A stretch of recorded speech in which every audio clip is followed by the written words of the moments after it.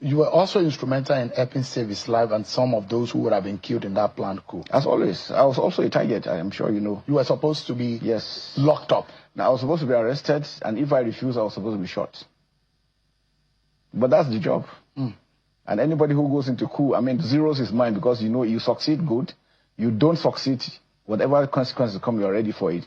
But then again, I think these guys were just a bunch of very unserious individuals that really don't know. If you look at the caliber of the individuals, if you look at, I don't know what got into their heads to think that they could take on the armed forces like that.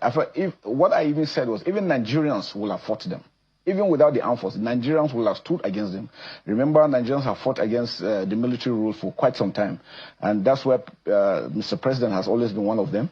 So now for them to think they could just wake up one morning and do that in Nigeria, I think something went wrong in there. They need to reset their brains. And you have said that they knew the consequences. Oh, definitely. Most definitely. Are you able to capture all of those who were said to have been involved? So far, most of them have been caught. If there's anyone, maybe one or two, but most of and it just started from the colonel himself, who feels disgruntled because he was not promoted. He didn't meet the marks to be promoted.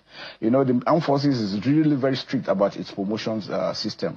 So he didn't make it. And so what he decided to do was to probably go around, look at other people that had one issue or the other, not promoted or felt that they were not posted rightly and all these things, and they tried to bring them in. And my pain is all those young officers that didn't understand what was going on, that he had put in this mess, and now they have to face the consequences. But a lot of money was committed to that coup. Yeah, plot. Of course, yeah. But again, that was money towards him particularly, and so it was everything around him as an individual. It's just a colonel.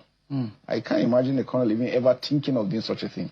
Well, I mean, in the military days, there were young, people of that age. That was in the past. That was Nigeria of yesteryears. Now, so it's difficult. It's impossible. It's impossible. Why was it difficult for the military to detect that coup plot early enough? No, but you see, one thing about it is there are speculations. But you don't work on speculations, you work on facts. If there's a speculation you hear that somebody is trying to do something and you work in, what facts do you have? Because you're going to go to the courts. If you can't present it to the courts, then they throw it away and then you look stupid.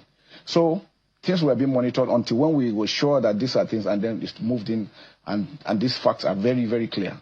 And what we try to avoid is we don't want any innocent person, to be indicted for whatever reason. So it was painstaking. Since I was there, I was the one who inaugurated the board. I made sure the board started. We sent them to DIA to do the thorough investigation, and together with all the other, the NIA, the DIA, DSS, and every other person. So it's a holistic investigation that we carried out, because we didn't want any innocent person to be indicted. From what we were gathering, information coming to light seems to be that there's been this attempt and this internal disgruntlement, if there is anything like that, since about the 29th of May 2023. Yeah, that's why I try for people to understand that it wasn't done because they think the government wasn't doing well. These things were planned even right before the president took office. So it had been a plan they had ahead of it, since they knew he was the one who won the elections. And for whatever reason, they've been hatching such things behind. And it's quite unfortunate. So it would have been a bloody coup. And that, based on the plan. Based on the plan. To remove everyone in the line of succession. But the ability to execute it, it's one thing that I know that probably they thought they were in some other country, not Nigeria. So it's difficult to get that done in today's Nigeria. Yes. But if you remember, during those days when they had coups, you have to have most of the big ones. You have to have GOCs or service chiefs with you, because those are the guys that control and monitor what's being done. You don't have any of such. They are just very low-ranking individuals that have no access to some of these things. So for them to have even thought about it, I think something really, really went wrong in their heads. But has the military been able to detect what could have been some loopholes within its ranks based on it? Because if the fact coming out, or some of what we're hearing, is that they infiltrated the Aso Rock Villa to that extent, and they had some insiders working with them, and they have even paid some of them. So you see, the world has the good, the bad, and the ugly everywhere. In every aspect, you find those things. So nobody, no situation, no community, nowhere you find everything 100%. There will always be people like that. There will always be people that will never be satisfied, no matter what you do. So it's for us to now keep monitoring, making sure that our troops are doing what they're supposed to do. Every officer, every soldier knows his responsibility and carries it as... the country is doing so much for us. So for anybody to want to truncate democracy in this dispensation, I think there's something really wrong with them. So you've plugged the loopholes now. No, very well, very well. Yeah. It's almost impossible to carry out a coup in this country as almost it is impossible, right now. yes. Within the military. Within the military. The military is one unit. That's one thing I can tell you. The military is one unit. And what touches one touches every other person. So we always are looking out for this kind of people that are always disgruntled, trying to take advantage of the situation for themselves. What about the outsiders outside of the military that were part of the connivers, those who funded them? There's always been, in the military in the past, even when we had coups, most of them were instigated by the civilians themselves, trying to push because they think they don't have opportunity, so let them take it by force so that they can come in. It has never worked, at least not even now, and it will not work again. Nigeria is far gone beyond that. Democracy is what we stand for, and we'll continue to support democracy. The said civilians are still at large. Very well. What are the hopes? Then the world, Interpol is already contacted. Interpol is getting them. They will get them. It's just a matter of time. Why would anybody want to? Because some of the names allegedly that have been fingered are probably members of the APC family. Suspected and alleged names that have been brought up, and one will be wondering to what extent, like I told you, people some individuals are greedy. These are people that have had opportunities in the past, and probably they feel like without them things wouldn't go, and so they need to be there. It's just self-centeredness and greed, and the consequences are always there. On the inside, there are those who say this was not the first idea since President Bola Tinubu took office. Has the idea of coup been wrested and killed within the military as it's currently framed? Yeah, since the president took over, apart from this, there's never been any other one. And I think, like I told you, it started before he took over. So it wasn't that it was during this time that they started. It was just that we monitored them until when it was ripe, and then they were arrested. What is happening to the families of those who are now arrested? Their names are out there. Yeah. And I know that a lot of checks will have been done on them. Possible that those who now vicariously now be responsible, knowingly or unknowingly, and those who think whether or not justice will be served in this case. These are part of the consequences. Sometimes you do these things and forget that you have families, those that will bear the brunt. And your wives, your children, the family members, the name, that anybody that's associated with them. You can imagine if he's your best friend and you understand how you feel, that this somebody you thought it was like this. And but what we do is that we have informed them about, so there's clarity about that issue. And whatever it is that has to do with their own welfare, the armed forces making sure that they get there so that it shouldn't impugn on them too for something their spouses have acted on. One is worried how that gentleman escaped custody. One of the arrested, he was re-arrested. He was re-arrested almost immediately. It was just, this has happened, like I said. As humans, nothing is 100%, but he was arrested just immediately. But why did the military deny in the first place? It wasn't denial. What happened was that when the arrest started, now, once you mentioned coup, yes, you will never get most of these guys, because they know the consequences. And the truth about it is that we wanted to be sure what was it, because, we say it was an act of indiscipline. And it's all part of it, because for what they did, started like that. So it was during the investigation that these things got, revealed. And so it was important for us to follow the steps to ensure that what we are reporting is direct, because coup is such a serious thing that we don't want to say this today and then tomorrow we'll say it is not. It's better we say no for now. Then after investigation, we'll say, yes, we have found out that this, and these are the people, and these are the facts. And I think for everybody, it's very clear. Has the president properly been briefed about this? Of everything we have been done, the president is fully informed about it. So, there are footage of the Aso Rock Villa, the area view. I don't know if you've ever seen it. Those who will say there is some questions as to the fortification of that area. And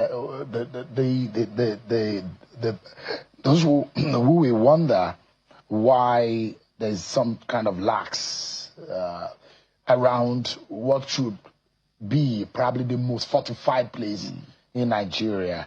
And when this happened, those who will say, yes, we said it, that there is a problem around that. And you saw the attack on the Guards Brigade some times ago, about 2 years ago, some members of the Guards Brigade were attacked, and those who are asking questions. Those were on operation. Were on operations. But, I mean, these are elite squad. No, but I mean, naturally, I mean, if you look at the history of war, nobody is immune to it.